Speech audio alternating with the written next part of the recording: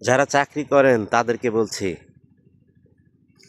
যে কোনো সময় যে কোনো অফিসে চাকরি করতে গেলে জাস্ট 3টা জিনিস যাচাই করবেন।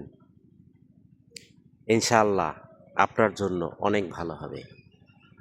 নাম্বার 1, আপনি যে বসের সাথে কাজ করবেন দেখবেন সেই বস আপনার মনের মতো হয় কিনা।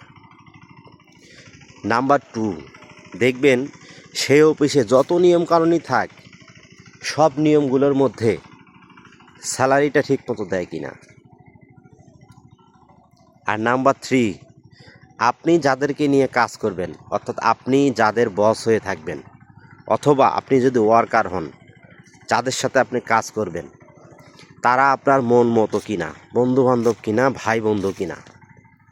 একটা কথা মনে রাখবেন, আপনি যাদেরকে দিয়ে কাজ করাবেন তারা যদি আপনার মনের মতো হয়, আপনি যার আন্ডারে কাজ করবেন সেই বস যদি আপনার মনের মতো হয়, আর যদি সেই অফিসের স্যালারিটা ঠিক মতো দেওয়া হয়, তাহলে এর চেয়ে বেস্ট অফিস বাংলাদেশে আর নেই।